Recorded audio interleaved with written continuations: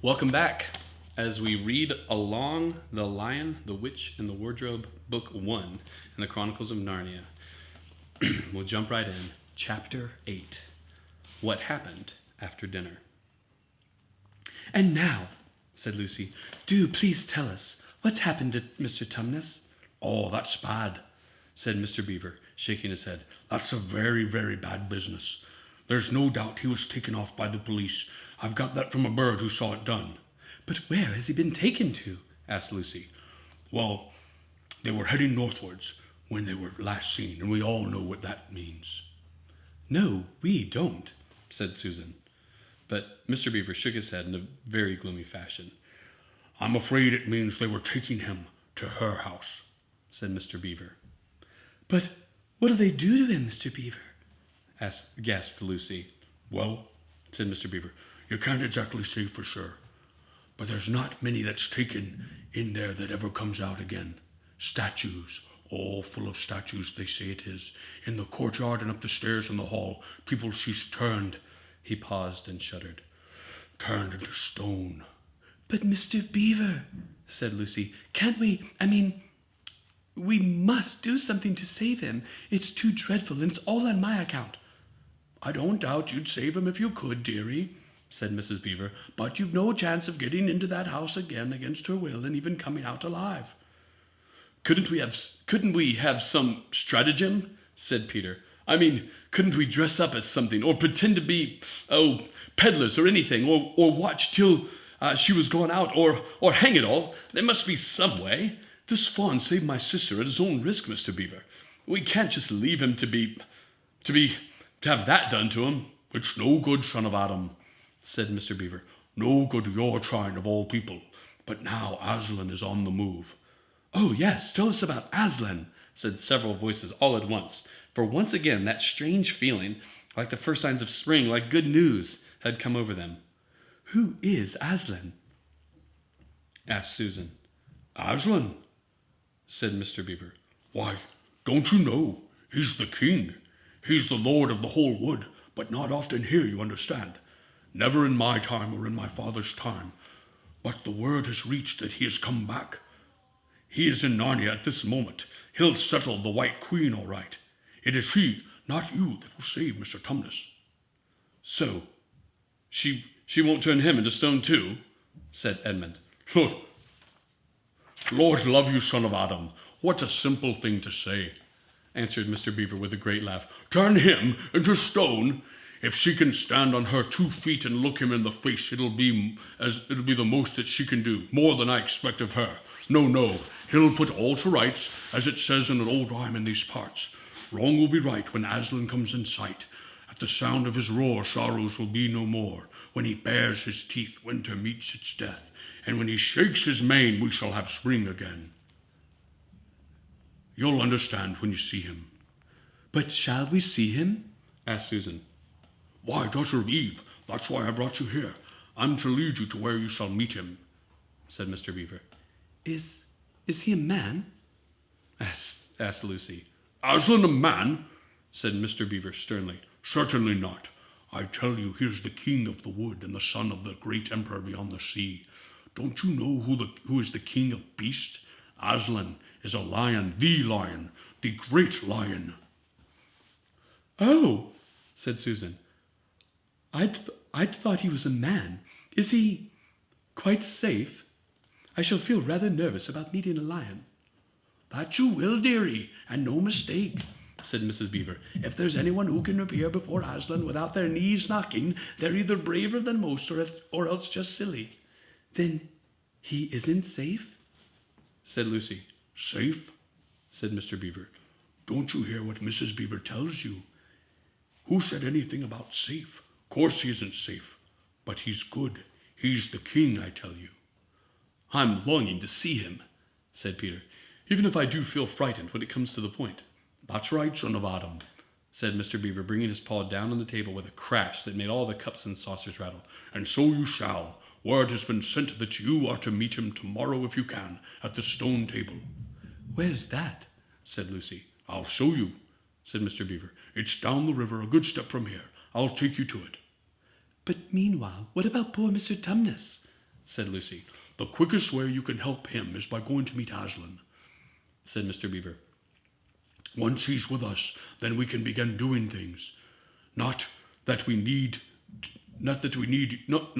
need you too, for there's another of the old rhymes. When Adam's flesh and Adam's bone sits at Cair Paravel enthroned, the evil time will be over and done. So things must be drawing near their end. He's coming and you've come. We've heard of Aslan coming to these parts before, long ago. Nobody can say when, but there's never been any of your race before. That's what I don't understand, Mr. Beaver, said Peter. I mean, isn't the witch herself human? She'd like us to believe it, said Mr. Beaver. And it's on that she bases her claim to be king. But she's no daughter of Eve. She comes from your father Adam's, here Mr. Beaver bowed, your father Adam's first wife. They called Lilith, and she was one of the Jinn. That's what she's come from on the other side. And on the other she comes from the giants.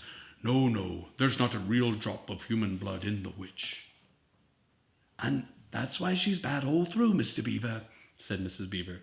True enough, Mrs. Beaver, replied he. There may be two views about humans, meaning no offense to the present company, but there's no two views about things that look human and that aren't.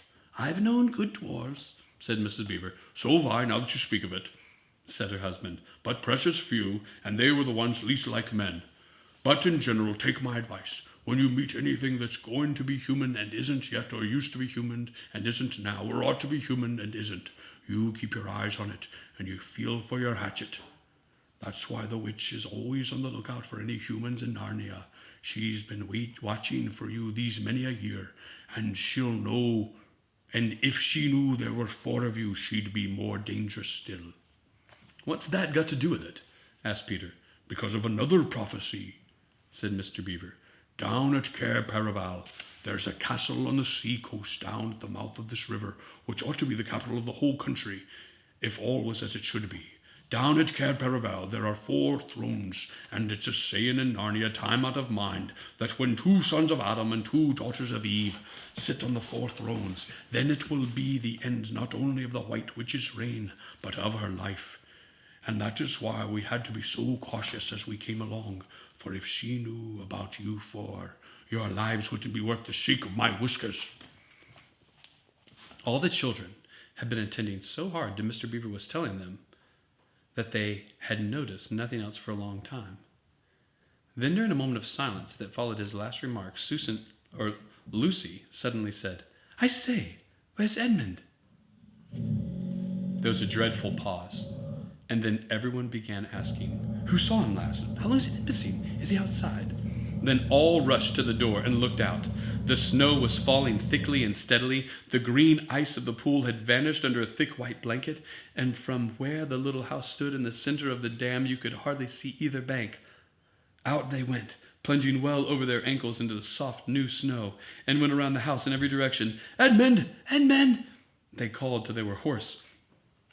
But the silently falling snow seemed to muffle their voices, and there was not even an echo in answer. "How perfectly dreadful," said Susan, as they at last came back in despair. "Oh, how I wish we'd never come." "What on earth are we to do, Mr. Beaver?" said Peter. "Do?" said Mr. Beaver, who was already putting on his snow boots. "Do? We must be off at once. We haven't a moment to spare." "We'd better divide into 4 search parties," said Peter. "All go in different directions. Whoever finds him must come back here at once and—" "Search party, son of Adam," said the Beaver. "What for?" "Why, to look for Edmund, of course." "There's no point in looking for him," said Mr. Beaver. "What do you mean?" said Susan. "He can't be far away yet, and we've got to find him. What do you mean when you say there's no use looking for him?" "The reason there's no use looking," said Mr. Beaver, "is that we already know. We know already where he's gone." Everyone stared in amazement. "Don't you understand?" said Mr. Beaver. "He's gone to her, to the White Witch. He has betrayed us all." "Oh, surely. Oh, really? He can't have done that." "Can't he?" said Mr. Beaver, looking very hard at the 3 children. And Everything they wanted to say died on their lips, for each felt suddenly quite certain inside that this was exactly what Edmund had done. "But will he know the way?" said Peter. "Has he been in this country before?" asked Mr. Beaver. "Has he ever been in here alone?" "Yes," said Lucy, almost in a whisper. "I'm afraid he has." "And did he tell you what he'd done or who he'd met?" "Well, no, he didn't," said Peter. "Then mark my words," said Mr. Beaver. "He has already met the White Witch and joined her side, and been told where she lives. I didn't like to mention it before, he being your brother-in-law, but the moment I set eyes on that brother of yours, I said to myself, treacherous. He had the look of one who has been with the White Witch and eaten her food. You can always tell them if you've lived long in Narnia, something about their eyes." "All the same," said Peter, in a rather choking sort of voice, "we'll still have to go and look for him. He is our brother, after all. And even if he is rather a little beast, he's only a kid." "Go to the witch's house?" said Mrs. Beaver. "Don't you see the only chance of saving him or yourselves is to keep far away from her?" "How do you mean?" said Lucy. "Why, all she wants is to get all four of you. She's thinking all the time of those thrones at Cair Paravel. Once you were all four inside her house, her job would be done, and there'd be 4 new statues in her collection before you'd had time to speak. But she'll keep him alive as long as he's the only one she's got, because she'll want to use him as a decoy, as bait to catch the rest of you with." "Oh, can no one help us?" wailed Lucy. "Only Aslan," said Mr. Beaver. "We must go on and meet him. That's our only chance now."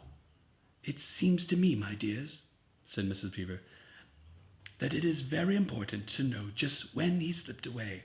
How much he can tell her depends on how much he heard. For instance, had we started talking of Aslan before he left? If not, then we may do very well, for she won't know that Aslan is coming to Narnia, or that we are meeting him, and will be quite off her guard as far as that is concerned." "I don't remember his being here when we were talking about Aslan," began Peter, but Lucy interrupted him. "Oh, yes, he was," she said miserably. "Don't you remember? It was he who asked whether the witch couldn't turn Aslan into stone." "So he did, by Jove," said Peter. "Just the sort of thing he would say, too." "Worse and worse," said Mr. Beaver. "And the next thing is this. Was he still here when I told you the place for meeting Aslan was the stone table?" And of course no one knew the answer to this question. "Because if he was," continued Mr. Beaver, "then she'll simply sledge down in that direction and get between us and the stone table and catch us on our way down. In fact, we shall be cut off from Aslan." "But that isn't what she'll do first," said Mrs. Beaver. "Not if I know her. The moment that Edmund tells her that we're all here, she'll set out to catch us this very night. And if he's been gone about half an hour, she'll be here in another 20 minutes. "You're right, Mrs. Beaver," said her husband. "We must get away from here. There's not a moment to lose." All right, so here's what's happening. So you see now that Edmund has made his choice. He's going to betray his family. He's left, he's gone, he's joined the White Witch. And the only way that they can be rescued is by Aslan. And look at what he says about Aslan. That Aslan is the king. He's the king of the wood. He's the king of beasts. And look, you've got the king, right? He's the king, and he's the son of the emperor across the sea.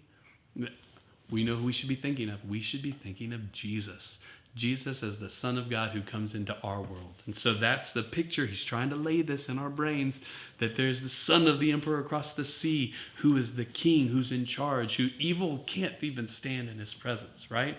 And then he asks the question, is he safe? Oh man. Safe isn't the question. He's good. He's good. He's good, and we can trust him.